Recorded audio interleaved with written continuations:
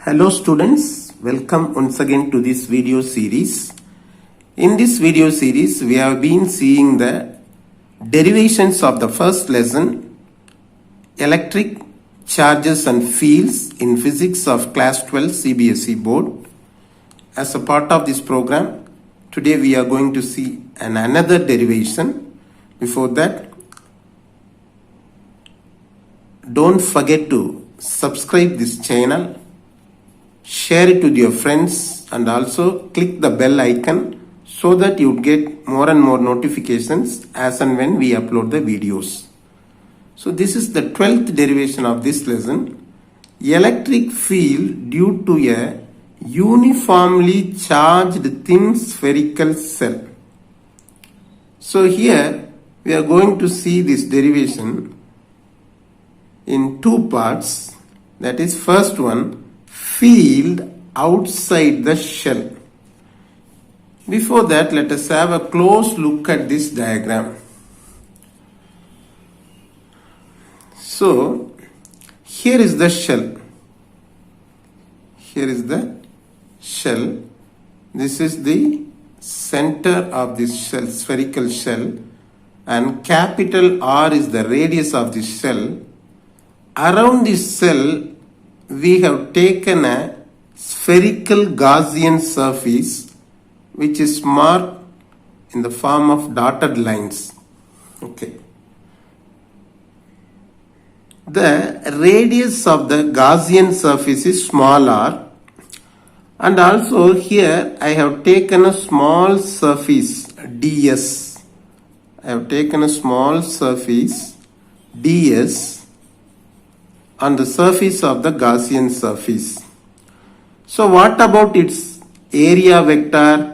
What is meant by area vector? At first, any line or any vector which is drawn perpendicular to any surface is called a area vector. So here the area vector is ds vector, and moreover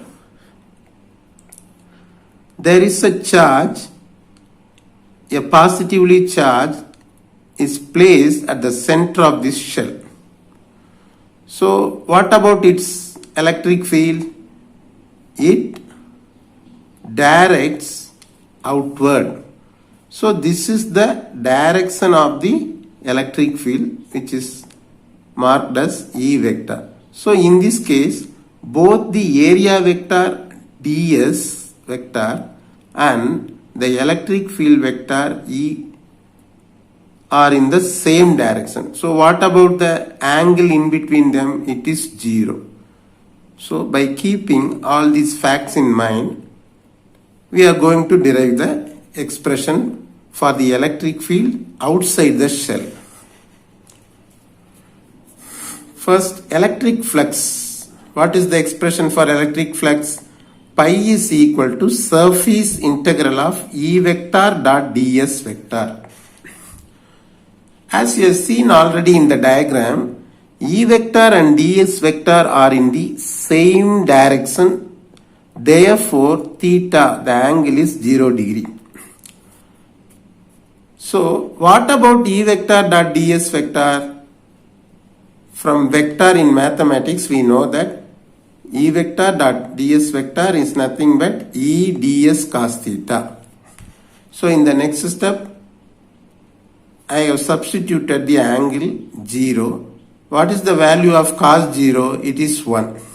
So I get this expression because the value of cos 0 is 1. So in the next step, I get E ds. Here E is constant. So I integrate only the ds. So it is written as E surface integral of ds. What is ds? ds is a very small surface taken from the surface of the Gaussian sphere.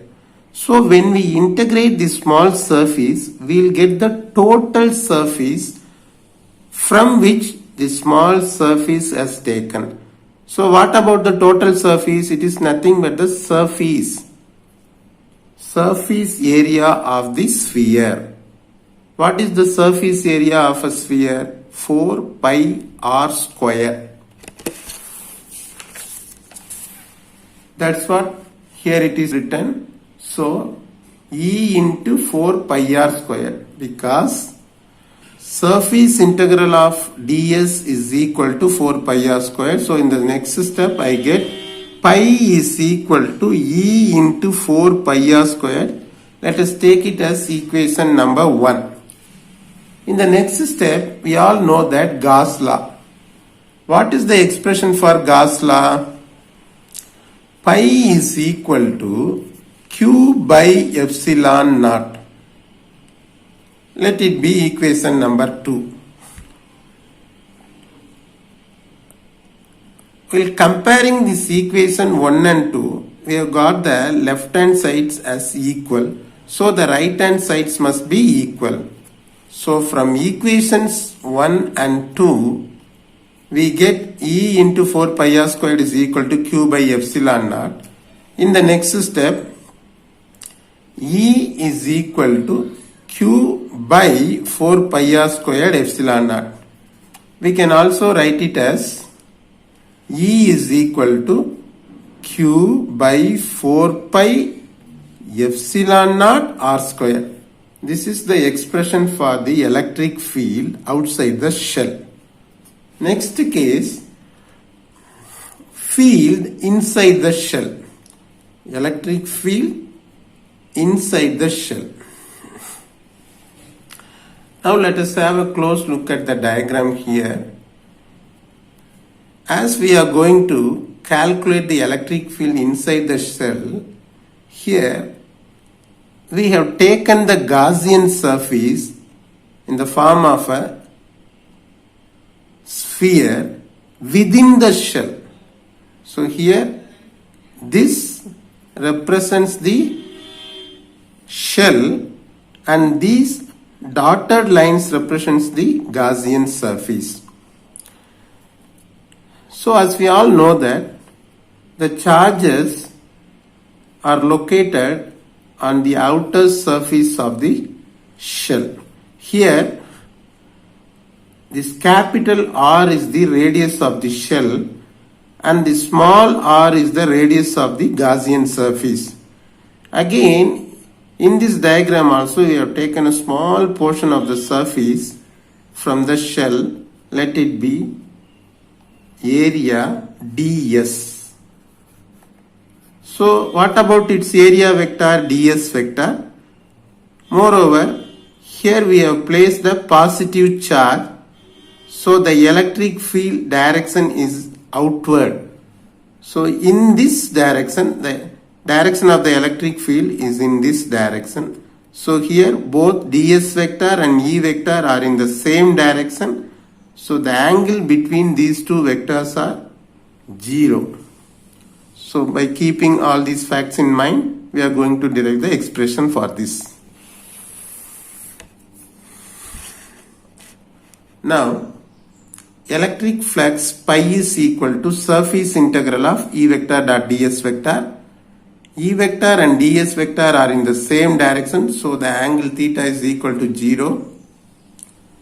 Pi is equal to surface integral of E vector dot ds vector is nothing but E ds cos theta. In the next step, I have substituted the value of theta 0. Cos 0 is nothing but 1.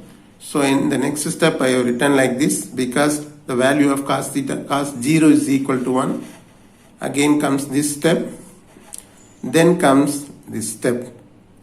So E is constant, so I have taken it outside. So E surface integral of ds. What is the value of surface integral of ds? When we integrate the small surface ds, we will get the total surface. Here the total surface is nothing but the surface of the sphere. So the surface, the formula to calculate the surface area of a sphere is nothing but 4 pi r squared. That's what I have written here. So pi is equal to E into 4 pi r squared. Let it be equation number 1. Again we know that Gauss law is nothing but pi is equal to Q by epsilon naught. Let it be equation number 2. From equations 1 and 2, from 1 and 2, we get the left hand sides are equal, so the right hand sides must be equal. So here in the next step, let us equate these two expressions. E 4 pi r squared is equal to q by epsilon naught. Therefore, E is equal to q by 4 pi epsilon naught r squared. This is what the expression we get. But since q is equal to 0 inside the Gaussian surface. Now in the diagram, we have seen that the charges are located on the surface of the shell. And what about the Gaussian surface? The Gaussian sphere is located within the shell. So within the Gaussian surface, there is no charge at all. So here within the Gaussian surface, the charge is equal to 0, as we don't have any charge at all within the Gaussian surface. So since q is equal to 0 inside the Gaussian surface, if we put 0 over here, what happens? E will become 0. So E is equal to 0. So the electric field inside a shell is nothing but 0. So with this derivation has come to an end. We'll see the derivations of chapter 2 in the forthcoming videos. So don't forget to watch those videos. Let us see in the next video. Share and comment and subscribe our channel and click the bell button for more videos. Thank you.